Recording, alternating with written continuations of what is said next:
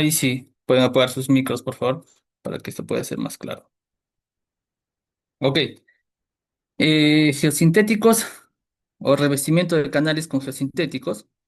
En esta presentación vamos a tratar un poco acerca de la introducción. Vamos a hablar de varios tipos de geosintéticos, dentro de los cuales el principal que manejamos es el que se ve en la imagen, geoceldas. Ok, también vamos a hablar o TechWeb, que es la marca que manejamos. Vamos a hablar de mantas de concreto y canales prefabricados de HDP. ¿Ok? Canales prefabricados de HDP y finalmente canales con geomembrana. Entonces, vamos a abordar estos cuatro puntos explicando un poco criterios de diseño, en qué casos aplicamos uno u otro, términos de costos, procesos de instalación, experiencias y finalmente un comparativo económico y también en tiempo de todos estos tipos de canales y bajo qué consideraciones podemos emplear uno u otro, ¿no? Perfecto. Bueno, la necesidad de revestir un canal básicamente es para poder transportar el flujo de un lugar hacia otro. El objetivo es evitar la erosión de la sección del canal, ¿no?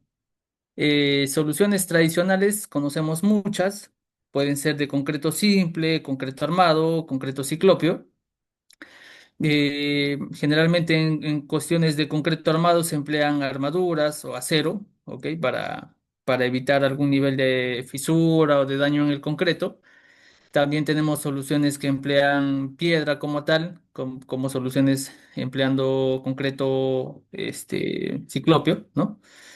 O el clásico concreto simple y el empleo de juntas de dilatación, los cuales son a veces un punto de infiltración o muchas veces, debido a su rigidez, tienden a fisurarse o fallar en algunos casos. ¿Ok?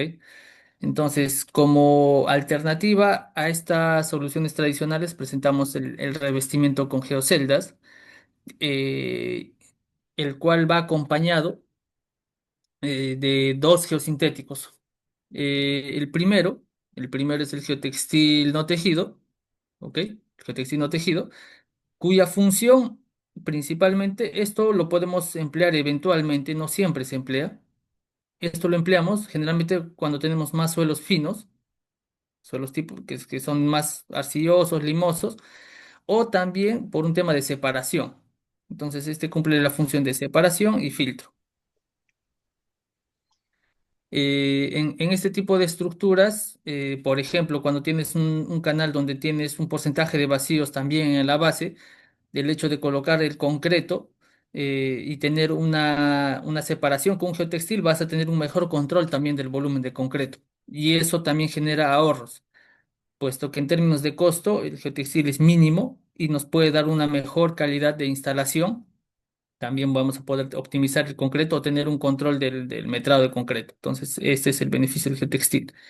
El segundo elemento es el tensor multiaxial o la geomalla, cuya función es colocarlo como anclaje lateral y esto va siempre o ingresa siempre a las zanjas de anclaje.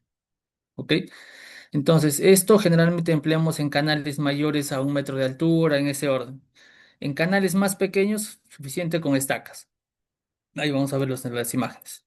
Y finalmente, la geocelda. La geocelda es un elemento que cumple tres funciones y a la vez va a suprimir también sus equivalentes. El primero funciona como un encofrado, ¿ok?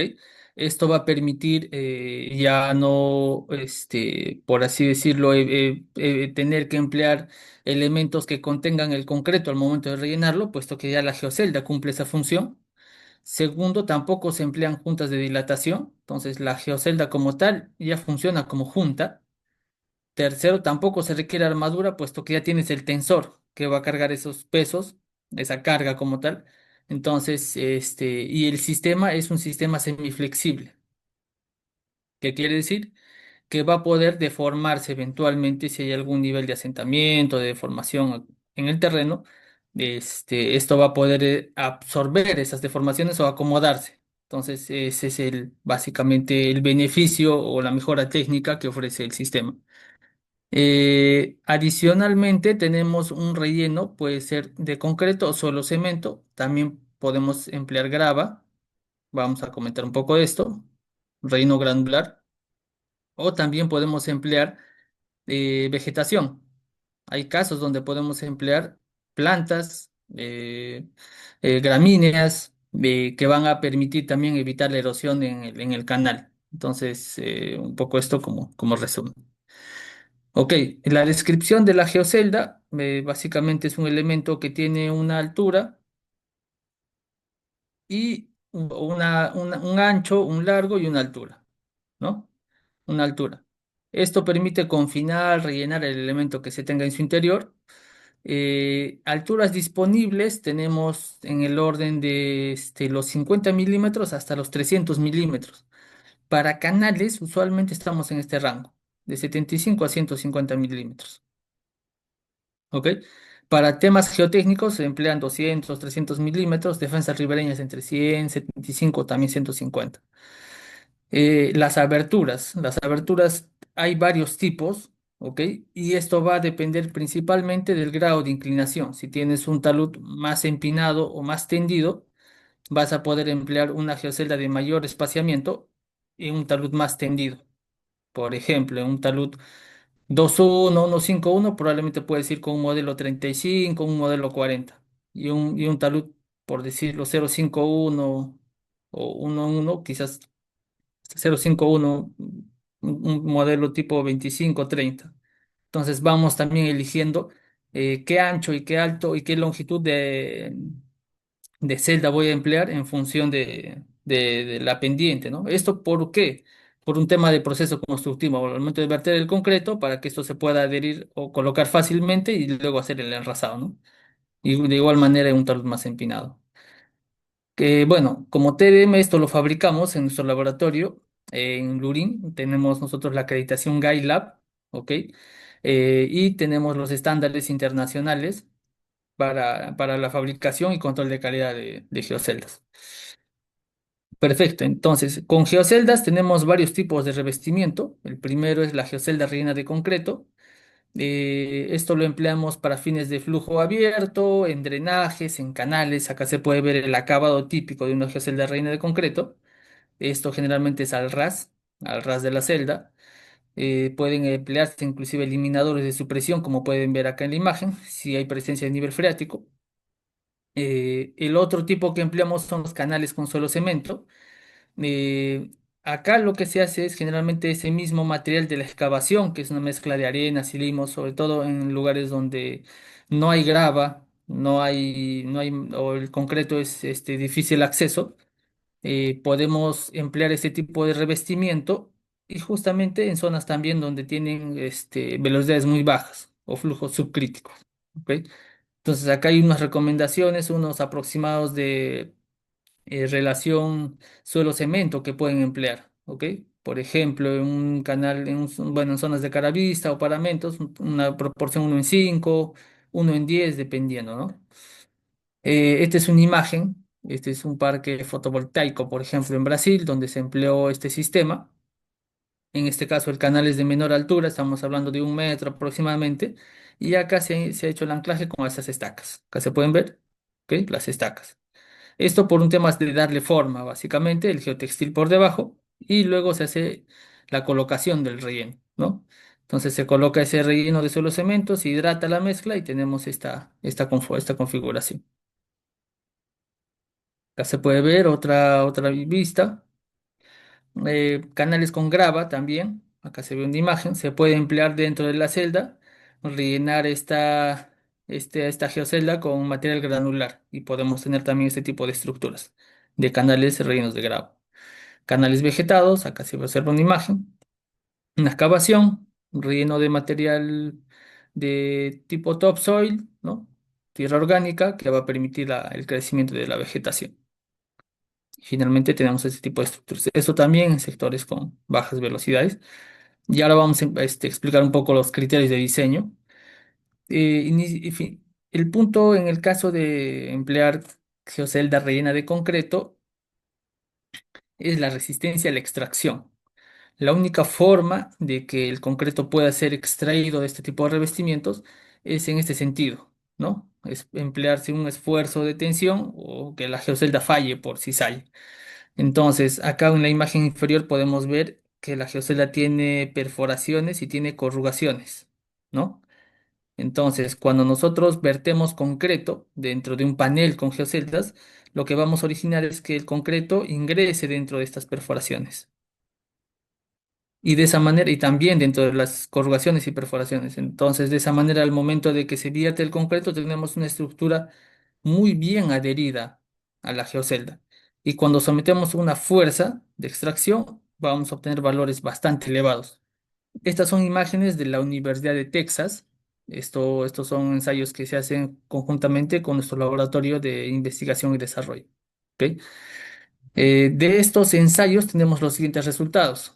Por ejemplo, para un modelo de celda 35, que es un tamaño de celda de 35 centímetros por 35 centímetros aproximadamente, sometiéndolo a un esfuerzo de tensión, aproximadamente una celda de 100 milímetros, por ejemplo, de altura, de peralte, podemos tener una tensión, una resistencia a la tensión en el orden de 3,31 kilonewton.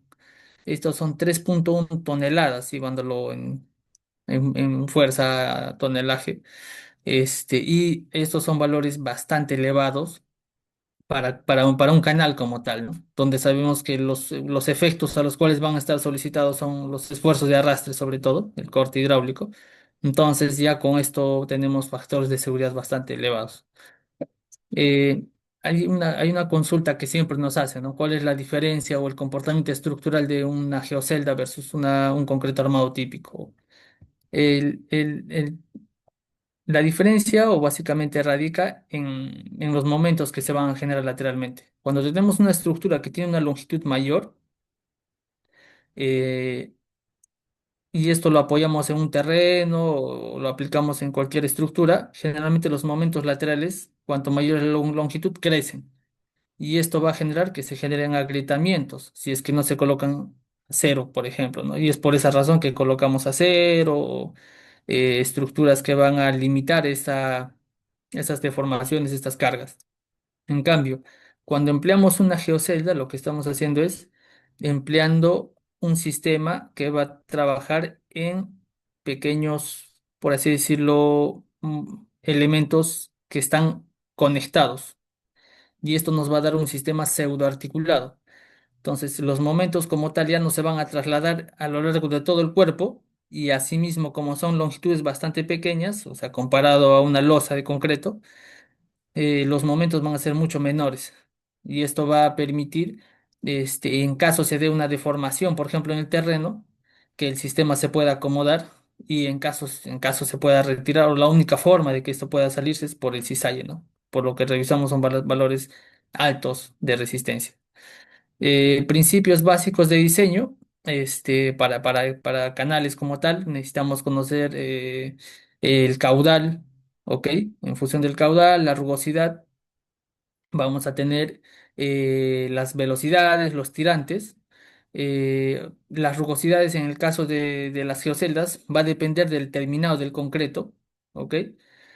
Podemos hablar un orden de 0,015, 0,016, dependiendo del tipo de acabado. Conservadoramente, un 0,016 puede ser un punto de partida para revestimientos con canales, de un relleno de concreto en geoceldas.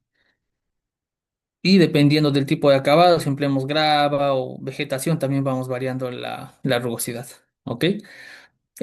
La revisión de la altura del peralte de la celda, hacemos primeramente, son dos formas de dimensionar la celda.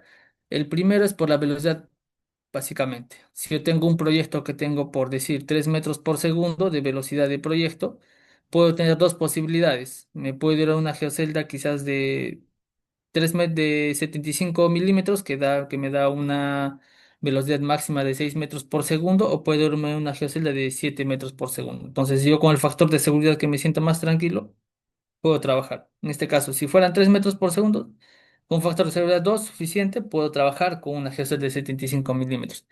Por decir, si tengo 5 metros por segundo o algo así, ya podría irme a una geocelda de 100 milímetros. Entonces, este es el primer criterio de revisión.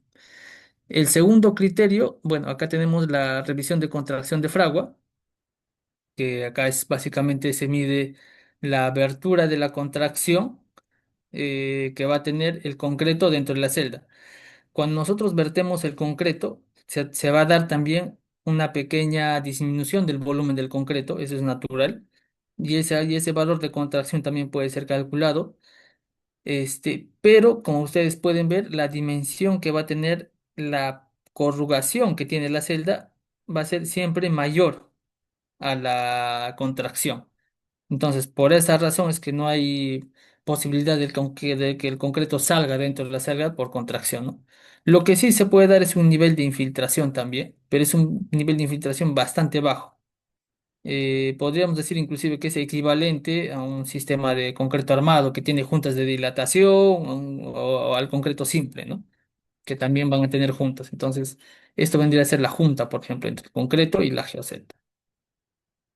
Para hallar la contracción de fragua está, por ejemplo, el comité ACI 209 para hallar la contracción de fragua en el concreto, el cual depende del tiempo de curado, la humedad relativa, el coeficiente de espesor del elemento, el revenimiento, el coeficiente de finos, aire y contenido de cemento, ¿no? Entonces, con estas, o sea, con estos, por así decirlo, valores que van a depender básicamente del concreto, pues se puede hacer el cálculo de la contracción que puede tener el concreto. Y con esto se puede ver el nivel de infiltración. Entonces, hay canales donde no o queremos que infiltre lo menor posible, por ejemplo, ¿no? Entonces, para esos casos podemos revisar el caudal que puede infiltrar en el canal y en función del requerimiento del cliente se puede subir el espesor de la celda o se puede incrementar también el tamaño de la celda como tal también, y de esa manera vamos a tener un coeficiente de infiltración menor o mayor, ¿ok? En casos donde necesitamos que la infiltración sea cero, inclusive se puede añadir una membrana inferior, una geomembrana. Entonces, pero acá de los cálculos que tenemos, básicamente como podemos ver en la imagen, el porcentaje de concreto que tenemos en área es casi todo. Podríamos hablar en el orden de casi el 99%, 98% en área de concreto. Y solamente estamos hablando de un área que va a ocupar la celda de un 2% más o menos. Entonces, si mi geocelda, el concreto como tal, y que ocupa el 98%, tiene un coeficiente de infiltración, por decir, del orden de 10 a la menos 12, 10 a la menos 12 metros segundo, entonces acá podemos hacer un equivalente con esta, con este área que va a tener la contracción de fragua, que es el punto de infiltración que va a tener mayormente la celda. Entonces podemos tener un equivalente tanto del concreto puro y del sistema mixto. Entonces, cuando hacemos esa estimación, esa verificación y también de los ensayos que se tienen, llegamos a la conclusión de que el coeficiente de infiltración mixto, concreto geocelda, está en el orden de 10 a la menos 8 metros por segundo. Entonces, también ese es otro valor típico que nos consulta, ¿no? ¿Cuánto es el coeficiente de infiltración de un concreto reino de la celda dentro de la geocelda como tal, ¿no? Entonces hablamos de un orden de 10 a la menos 8, que es un valor casi 1000 veces menor que el concreto puro, pero aún así es un valor mejor que la arcilla, por ejemplo. Entonces es un coeficiente de infiltración bastante bajo. Entonces, si uno hace el cálculo, por ejemplo, para estimar cuánto de caudal infiltra en 1 kilómetro de longitud de un canal, por decirles de 1,50 m por 2 metros de altura, estamos hablando del orden de 2 litros por día, 3 litros por día, entonces son valores bastante bajos, inclusive comparado a soluciones tradicionales que pueden tener inclusive igual o más percolación, ¿no? Revisión del sistema de anclaje. Lateralmente también se hace la verificación de la geomalla en caso sean canales de mayores de 1 metro de altura. Se verifica la tensión que va a generar el revestimiento y este revestimiento como tal hay que verificar cuánta carga va a generar a la geomalla y esta geomalla es la que luego vamos a anclarla en la zanja de anclaje. También podemos hacer verificaciones por nivel freático. En caso de presencia de nivel freático se verifica el empuje como tal hidrostático que va a generar perdón, el empuje hidrostático que va a generar es la estructura como tal. Y acá se puede medir el nivel de, de peso que se va a requerir, ¿no? Entonces acá básicamente hacemos una equivalencia de cuánta carga necesitamos eh, para que esto no sea, por así decirlo, levantado, ¿no? Entonces también se puede hacer esa estimación y medir a qué altura necesitamos generar el abatimiento. Entonces, en función de eso se puede también hacer un cálculo para abatimiento de nivel freático. Esto también se puede hacer en modelos, en un software, por ejemplo, tipo Slide, conociendo los coeficientes de infiltración, conociendo la napa freática, se puede modelar cuál es la configuración más adecuada, ¿no? Para cada proyecto.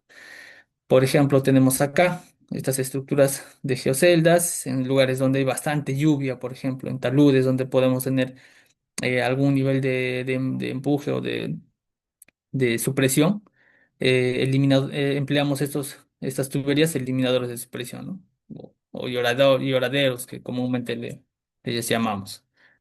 Eh, Consideraciones adicionales, también se puede verificar si es un terreno que va a generar algún nivel de flexión, algún nivel de asentamiento, y esto también se puede verificar para cada tipo de celda, qué nivel de deformación podemos sugerir o recomendar en función del tipo de suelo también.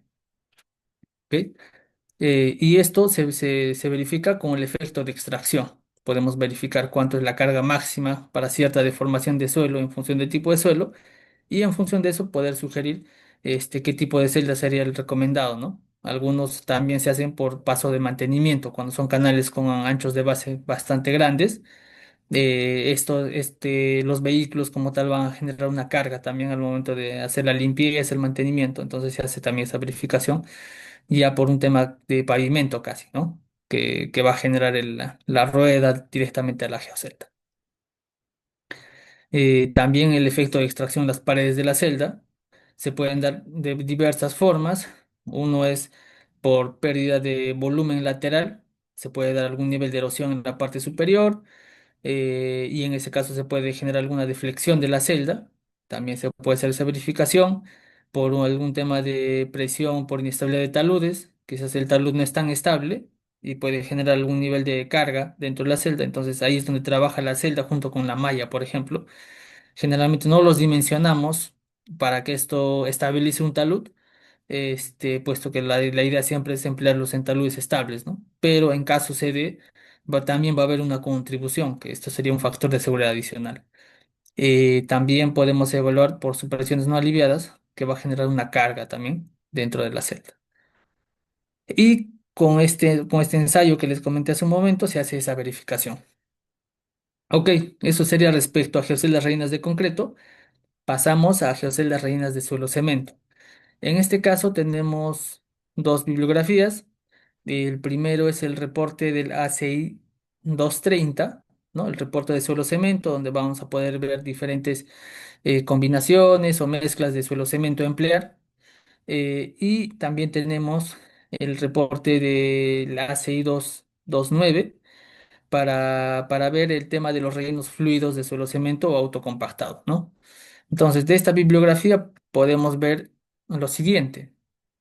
Para suelos granulares o suelos finos, el contenido de cemento, por ejemplo, una misma resistencia de cemento para un 10% de cemento en peso, ¿no? 10% de cemento en peso de suelo, para un suelo que es más fino versus un suelo que es más granular. Entonces, la resistencia a la compresión, como podemos ver, va a ser casi al doble, ¿no? Entonces, esto también es importante para hacer un canal con suelo cemento, por ejemplo. Yo necesito saber qué resistencia a la compresión va a emplear en función también del nivel abrasivo que puede tener el canal. Entonces, si es un suelo más fino, probablemente puedo emplear más contenido de cemento, menos contenido de cemento, o si es un suelo más granular, arenoso también más o menos contenido de cemento. Entonces, esta tabla nos da un aproximado, antes de hacer algún ensayo, ¿no? De qué proporción o qué diseño de mezcla podemos hacer de suelo cemento. Ok, en caso de una geocelda rellena de material granular o de grava, la verificación que hacemos básicamente es la siguiente. Cuando nosotros tenemos un cauce y tenemos, por decirlo, una piedra, una bolonería, una grava, esto sometido a una velocidad va a generar un movimiento inminente. ¿Qué quiere decir? Que cuando se supere cierto valor de velocidad, la partícula va a empezar a, o va a querer iniciar el movimiento de traslación. Entonces, en este caso de los ensayos, por ejemplo, tenemos del Buró o esto de la URSS, tomando, por ejemplo, una partícula de 4 pulgadas, ¿ok? 4 pulgadas nos ofrece más o menos, antes de ser trasladada, casi 10 pies por segundo, que son llevados a metros por segundo, 3 metros por segundo. Entonces, 3 metros por segundo, una partícula de 4 pulgadas podría ser trasladada, o sería la velocidad límite, ¿no? Entonces, 3 metros por segundo. Ahora, si nosotros queremos emplear un sistema de confinamiento, que puede ser una geocelda, lógicamente que este valor de tamaño de partícula probablemente va a ser menor el requerido, puesto que tenemos una pared que viene a ser la propia celda, que va a evitar que esto sea movilizado, ¿no? Entonces, para eso se han hecho ensayos, y este es un ensayo, por ejemplo, de geoceldas rellenas de material granular. ¿Qué quiere decir? Se han hecho verificaciones y donde se mide cuál es la velocidad límite dentro de una geocelda para partículas rellenas o para, bueno, para flujos que van a estar expuestos a, con geoceldas rellenas de material granular. Entonces, por ejemplo, para ese mismo caso de 3 metros por segundo, una velocidad crítica, acá hay que evaluar el radio hidráulico también de la estructura. Por darles un ejemplo, un radio hidráulico de 3. Entonces, el tamaño de partícula puede bajar a 38 milímetros. Redondeando pueden ser 4 5 centímetros. Entonces, podemos bajar de estas 4 pulgadas de tamaño que hablamos inicialmente. Esto también, ojo, hay que ajustarlo a la rugosidad, ¿no? Esta es una ecuación, por ejemplo, simplificada, donde podemos hallar la rugosidad en función del D50, del diámetro de la partícula. Entonces, lógicamente que si yo bajo la rugosidad o subo la rugosidad, también esto influye en mis velocidades, ¿no? Entonces, acá hay que hacer también un cálculo de en función de la rugosidad, hallar esa velocidad también, ¿no? Que estamos hablando. Entonces, para 3 metros por segundo que vimos hace un momento, para una partícula de 4 pulgadas, se puede pasar a un canal con geocelda, también con esos mismos 3 metros por segundo, pero el tamaño de partícula ya no tienen que ser necesariamente 4 pulgadas en arriba. Ya se pueden bajar a partículas, por ejemplo, que son esto casi 2 pulgadas, o en ese orden, ¿no? 1,5 pulgadas. Entonces podemos llevarlo casi a la mitad, 2 pulgadas que son 50 milímetros, inclusive conservadoramente, menos todavía de que eso se podría requerir. Entonces, ese es un poco el beneficio que puede tener esto, y esto con los factores de seguridad apropiados, ¿no? Dentro de una celda se puede rellenar. Entonces, de eso podemos llegar a esto, por ejemplo. Entonces, ustedes pueden ver acá en la imagen, estos son canales este es el antes, que se han construido empleando geoceldas justamente, y el flujo acá ha sido verificado en función de esta velocidad crítica requerida, el tirante, y se hallan estos diámetros de grava para estos proyectos, ¿no? Entonces acá ya no se requiere, por ejemplo, un tema de concreto, no requerimos emplear cemento, simplemente empleamos grava y geocelda como tal. Esto también es un sistema permeable que va a permitir que el ingreso de flujo dentro, por un tema de nivel freático, por ejemplo, puede ingresar, ¿no? Esto para drenes también es una muy buena opción. O esta otra imagen, una sección de relleno de grava. Ok, acá pasamos a la parte de canales vegetados. Para esto tenemos el capítulo 7. Esto es del Departamento de Agricultura de los Estados Unidos, donde podemos ver una clasificación de diferentes tipos de especie en función del tipo de raíz que van a dar y de la rigidez como tal del tallo, ¿no? Entonces tenemos los coeficientes de rugosidad para diferentes tipos de vegetación, los cuales nos van a poder ayudar a estimar las velocidades también para esas condiciones de vegetación, y también diferentes tipos de talud, ¿no? Eh, En algunos proyectos siempre nos consultan, ¿no? Quieren emplear un canal vegetado para una velocidad, por así decirlo, de 4 metros por segundo, por ejemplo. Acá podemos ver las velocidades límites de velocidades, o perdón, de velocidad como tal que se va a tener en operación. Un canal cubierta de pasto bermuda, por ejemplo, tiene una velocidad límite dependiendo también del tipo de suelo. Podemos hablar de 6 pies o 8 pies por segundo, que está más o menos en el orden de 2 metros por segundo. Entonces, cuando a veces uno quiere colocar esto, un canal vegetado, un canal con 4 metros por segundo, no sería lo recomendado, ¿no? Esto se sugiere más en flujos subcríticos con velocidades de preferencia menores a 2 metros por segundo. Experiencias, acá vamos a mostrar un poco las experiencias de este tipo de rellenos. Acá tenemos un revestimiento de canal relleno de concreto. Esto es un canal más pequeño, se puede observar la colocación del concreto, ¿no? Estas son cunetas también rellenas de concreto. Acá no observamos, por ejemplo, geomallas, solo se estacan básicamente por la dimensión que tienen, estacas, para dar la forma del perímetro. Acá tenemos geomallas como anclaje lateral. En este caso, estos son terrenos más rocosos y se han empleado varillas metálicas para el anclaje, ¿ok? Para el anclaje. Acá se puede ver el acabado, inclusive estos son taludes casi 0,31, bastante empinados, que también pueden trabajarse con la celda. Estos son otros proyectos en minería, por ejemplo. Acá se puede ver la colocación del concreto dentro de la celda. La recomendación siempre es que al final de la jornada laboral se coloque completamente la celda reina de concreto. No, no a la mitad, no necesita cero, no es necesario. Simplemente colocamos completamente la cocada de concreto y al ras. No dejarle, acá se puede ver las cocadas, por ejemplo, es lo recomendado, no sobre rellenar y de esa manera se puede al día siguiente continuar con la jornada laboral, ¿no? Acá se puede ver otras cunetas, canales de mayor dimensión con geomembrana, si no quiere impermeabilizar 100%, de repente está transportando agua de no contacto o de contacto, quiere evitar infiltración, también puede colocarle geomembrana. En algunos casos añaden fibras también, acá se puede ver otra experiencia. Este es un canal mixto o canal que se ha empleado dos tipos de celda. Acá tenemos, este es un canal de casi 80 metros cúbicos por segundo, por ejemplo que tenía una altura de casi 5 metros de altura, base del orden de 8 metros, donde en este caso la exigencia es generalmente mayor en la base. Entonces en la base se emplearon geoceldas de 150 milímetros y en las paredes de 100 milímetros, por ejemplo, un canal mixto, ¿ok? Y, por los taludes, en esos casos, se emplearon rellenos de concreto lanzado, ¿no? Para evitar que que un concreto tradicional en este caso podría derramarse acá fácilmente. Entonces, ya cuando son taludes muy empinados, también podemos emplear concreto lanzado y de esa manera también agilizar, ¿no? Acá se puede ver el operador cómo puede hacer el trabajo.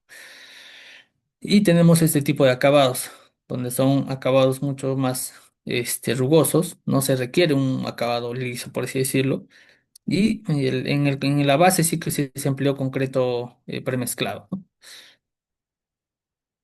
Acá tenemos más imágenes de concretos rellenos de grava, ¿no?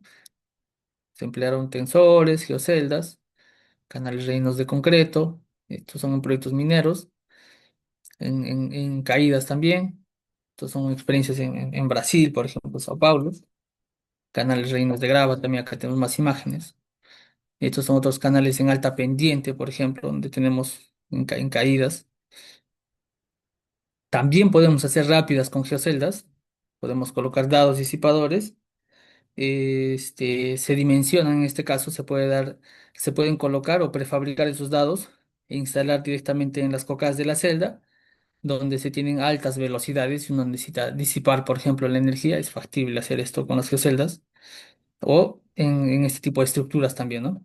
Donde se puede hacer la estimación en función o dimensionar los dados disipadores en función de los caudales y la pendiente requerida, ¿no? o también en la salida de alcantarillas, prefabricar estructuras y embeberlos dentro de la celda. Ok, entonces, en resumen, como proceso constructivo en un canal con geocelda, eh, se, se perfila, se compacta la sección, se coloca el sistema, se ancla, se vierte el concreto y posteriormente se hace el curado. El curado es similar como se haría un concreto típico, ¿no? No pueden ser con químicos o los 21 días. O también se puede emplear mantas para mejorar en función del requerimiento del concreto que se verifique para la estructura como tal, ¿no? Acá se puede ver el proceso constructivo, se puede entonces tener geoceldas más estacas de acero o geoceldas más un tensor multiaxial. En canales de menor tamaño empleamos estacas y en canales de mayor tamaño empleamos un tensor multiaxial. Entonces, esta es la configuración. La ventaja es que el tensor multiaxial facilita la instalación de la geocelda e incrementa el rendimiento. Podemos hablar, dependiendo del tamaño del canal, va a variar el rendimiento. Puedes tener más rendimiento. Si el canal generalmente es más grande, vamos a poder obtener mayores rendimientos. Entonces, por darles un ejemplo, un canal con una base de 4 metros, altura 3 metros, ¿no? Típico, podemos llegar a los rendimientos de 800, 900, casi hasta, dependiendo, hasta 1000 metros cuadrados día, con una cuadrilla de 8 personas, ¿ok? Entonces, 3 metros, por ejemplo, de altura, ¿no? 3 metros. Entonces, en cunetas podemos hablar del orden de 500, 600, dependiendo de la sección. Eh, Acá, otra consulta también que nos hacen es acerca de la inclinación, ¿no? ¿Qué slam de concreto, qué revenimiento de concreto emplear en función del talud del canal? Entonces, acá podemos dar unas recomendaciones, por decirles, para un canal 1-1, por ejemplo, un concreto con un slam de 2 a 3 pulgadas. De 60 grados, un talud de un slam 1 a 2 pulgadas. Si es un canal mucho más empinado, con 80 grados, como el que vimos en este canal de altura 5 metros, podríamos, podríamos hablar ya de un shot, de un concreto lanzado para mayor practicidad de la instalación.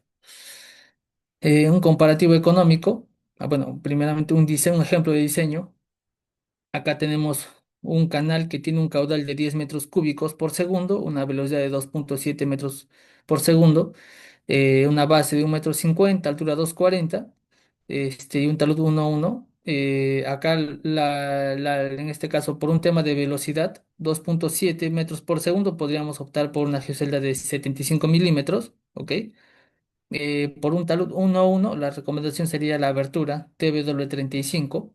Entonces, ya por un criterio de velocidad y de geometría, ya estamos obteniendo el modelo de celda a emplear. Ahora, por un tema de fuerza atractiva, tenemos un factor de seguridad de 6,2 por arrastre. eh, y por un tema de percolación de la abertura de la celda, tenemos 1,9 litros día también, que es bastante bajo, ¿no? Tenemos los factores de seguridad en la zanja de anclaje, en este caso de la verificación de la zanja, nos da un factor de seguridad de 2,48, una zanja de 2,40, aceptable. Y de ahí obtenemos el tipo de geomalla a emplear, un PET-BX 25 kilonewton. El tensor me ofrece 2,48 de factor de seguridad y el anclaje me ofrece 2,16. ¿Ok?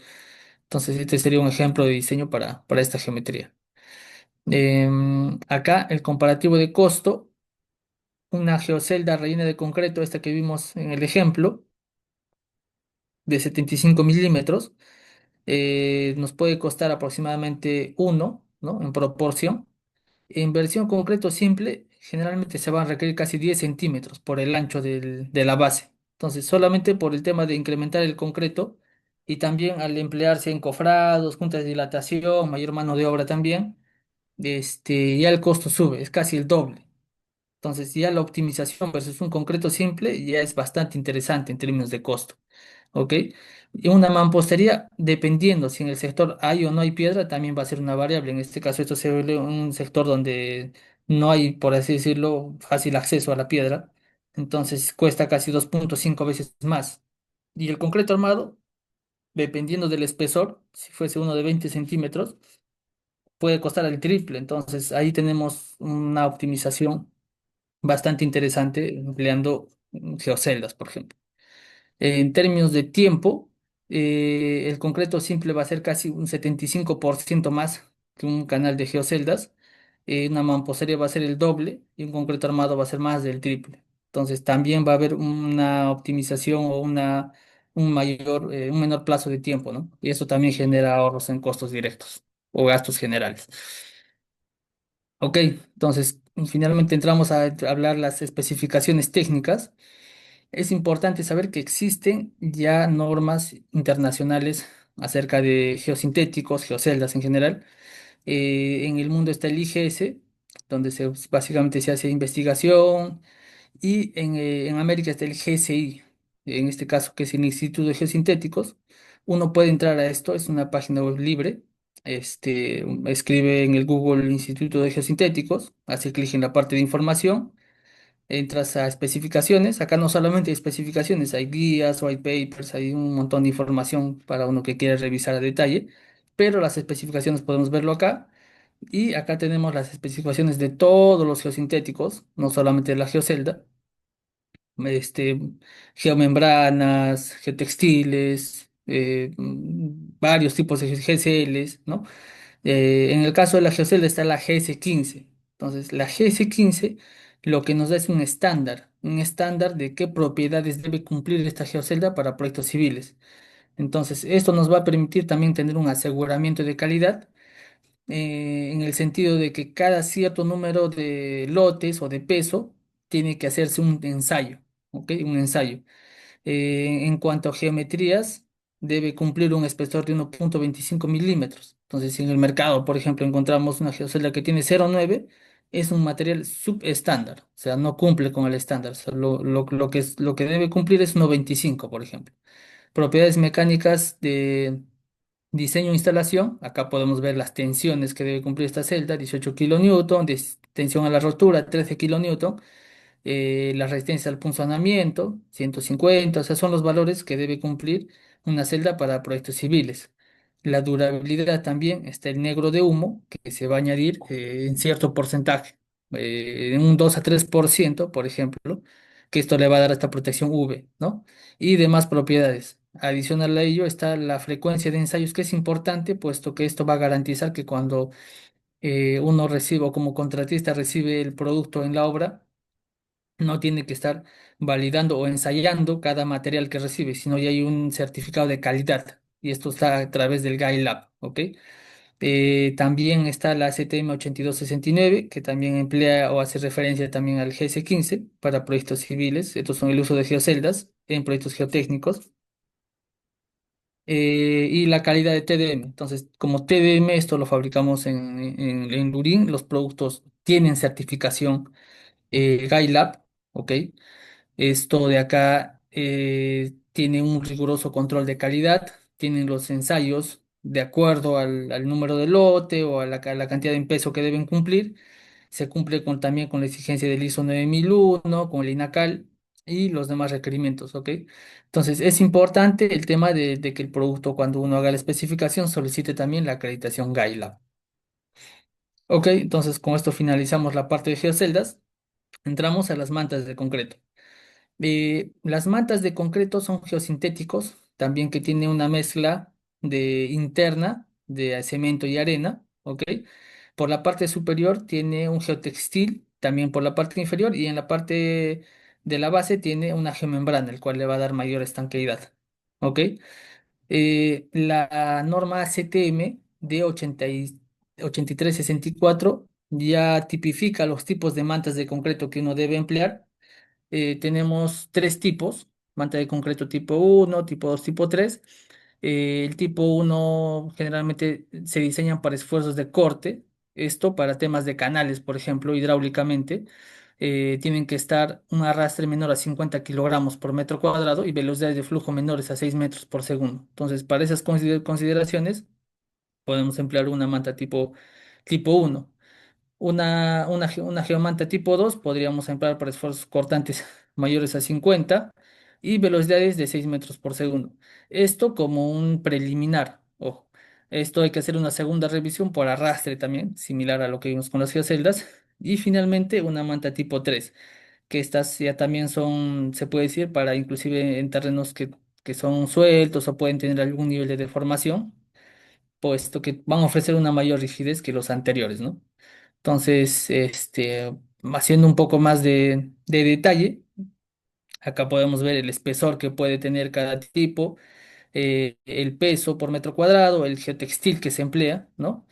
Tanto como cobertura, como soporte, los gramajes, la resistencia a la tensión, 20 kilonewton metro, a la tracción, el punzonamiento, 5 kilonewton, la rugosidad, dependiendo también de la estructura, 0.022, ¿ok? Resistencia a la congelación, esto en caso se va a emplear en zonas donde hay congelación, descongelación y resistencia al fuego, ¿no? Entonces, estas son un poco más las propiedades más a detalle, en este caso de este tipo de manta de concreto. Acá podemos ver algunos detalles, los anclajes, ¿no? Estos se instalan, por ejemplo, cuando uno coloca en una sección trapezoidal, esto puedes anclarlo lateralmente y emplear estas fijaciones. Las fijaciones tienen una separación máxima de 200 milímetros y están ancladas con unas estacas de 300 de 30 milímetros, ¿no?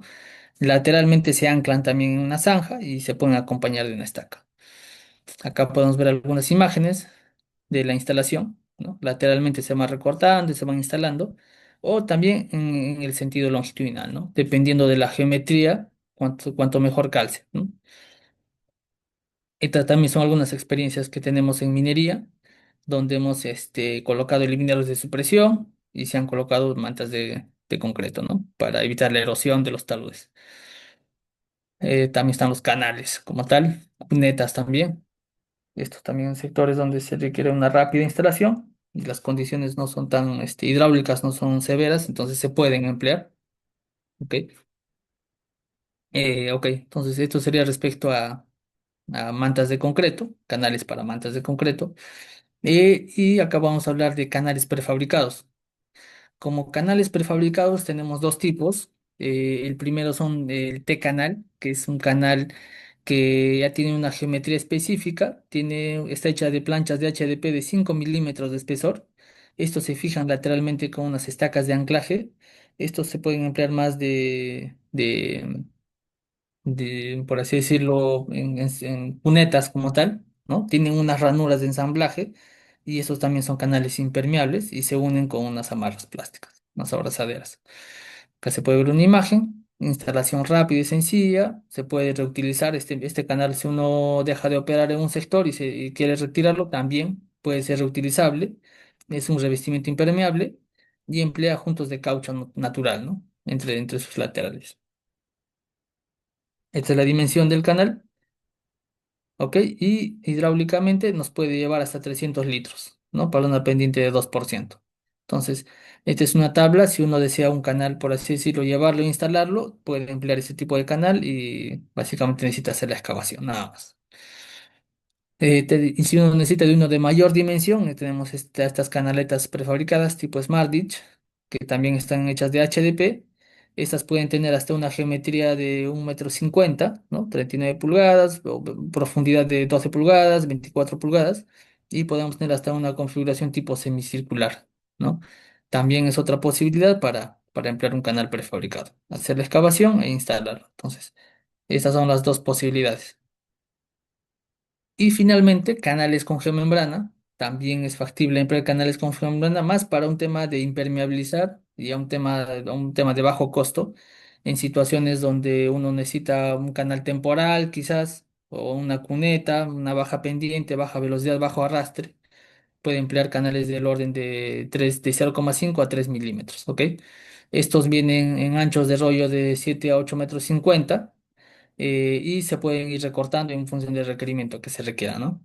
Acá se puede ver una imagen y esto se puede adaptar a diferentes deformaciones del terreno, condiciones del canal, ¿no? Esto sobre todo a condiciones no exigentes hidráulicamente. Puede ver otro canal con geomembrana. Ok, entonces finalmente un comparativo en costo. Acá de todo lo que hemos podido ver, soluciones tradicionales están en el orden se puede decir, superiores, casi al doble de las soluciones que podemos nosotros emplear, ya sean geomembranas, mantas de concreto o geoceldas rellenas de concreto, ¿no? Entonces, Esto es un poco para mostrarles en esta presentación y como resumen para que se puedan llevar a nivel de costos. Perfecto, perfecto. Creo que estamos justos con el tiempo. No sé si hay alguna consulta, alguna duda.